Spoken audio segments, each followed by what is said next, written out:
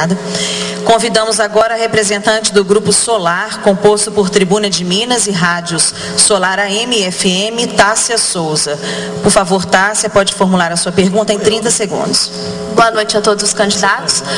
Já que o assunto são especulação imobiliária,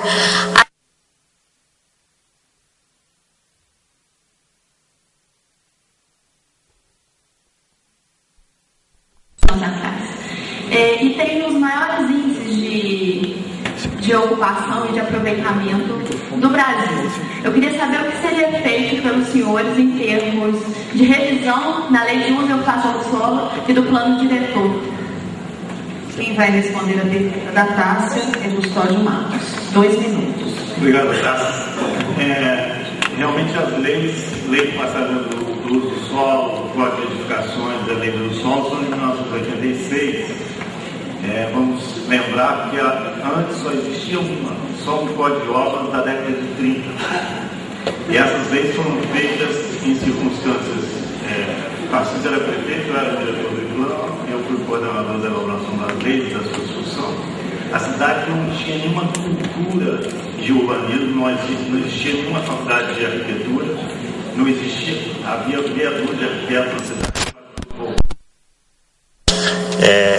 Específicas, não para o urbanismo como um todo, não havia essa cultura, não havia essa sensibilidade que existe hoje para o assunto, e foi uma dificuldade muito grande a discussão, porque, de um lado, a intenção de dar um salto no tempo em matéria de regulamentação urbana.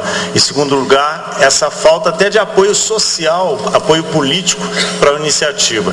Tanto que nós fizemos projetos bem mais rigorosos e avançados. E muitas vezes na discussão, houve uma discussão, mais de 90 horas de discussão no Clube de Engenharia, com uma comissão de vários setores da cidade, eu presidindo pessoalmente, e depois levei o Tarcísio, que foi prefeito, que era o prefeito, com os arquitetos e engenheiros do IPLAN e representantes dos diversos setores. Não se faz lei porque quer, também precisa querer, mas é preciso que haja um fato social, um mínimo de apoio na sociedade. Nós fizemos o possível nessa época. Hoje está na hora de rever essas leis da mesma maneira participativa, democrática, mas hoje nós temos uma posição da sociedade muito mais avançada e temos urbanistas que conhecem a cidade e vão nos ajudar nessa discussão. Muito obrigada a todos os jornalistas pela importante participação no nosso debate. Voltamos agora a ter perguntas formuladas por professores, funcionários e alunos do SES Academia. O tempo será de 30 segundos para cada pergunta ser formulada e 2 minutos para cada candidato responder.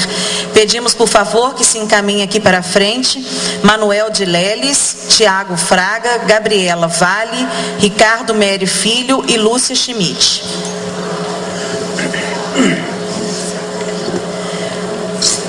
Primeiro a fazer a pergunta será Manuel de Leles. Pode fazer a sua pergunta, Manuel, em 30 segundos, por favor. Boa noite aos candidatos. Eu gostaria de agradecer a presença de vocês, apesar de haver a ausência de uma das candidatas.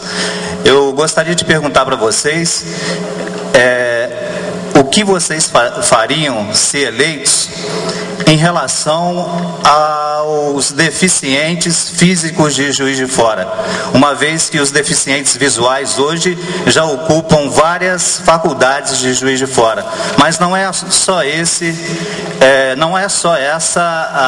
as barreiras que eles encontram. Então eu gostaria que vocês falassem de algum projeto em relação a essa questão. Obrigada, Manuel. Quem vai responder a pergunta feita por ele é Rafael Pimenta, 2 minutos. Olha, a política de inclusão é uma coisa muito complexa. Ela abarca o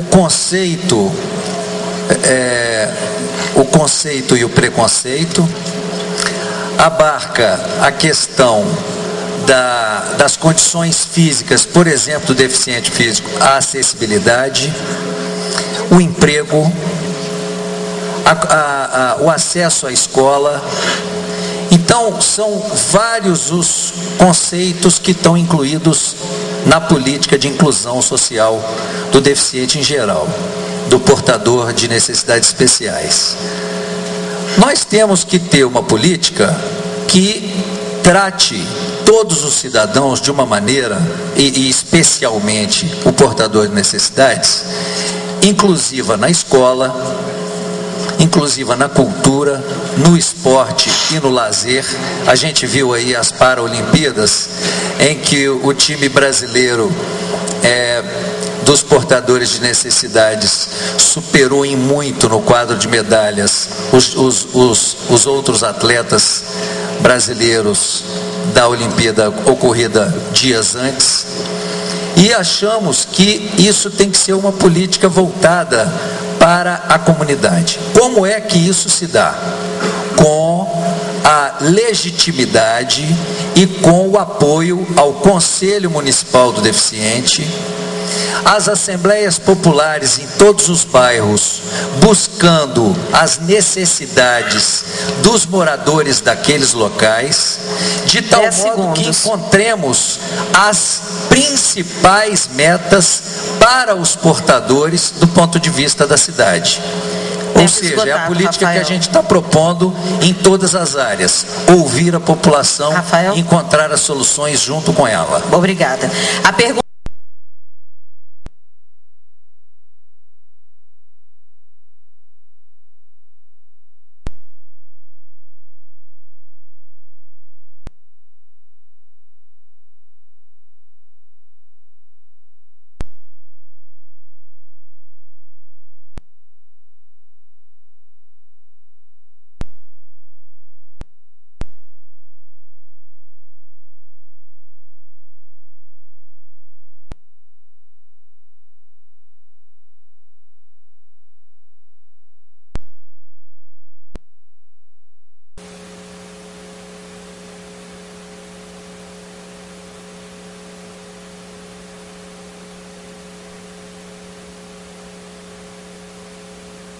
Fora.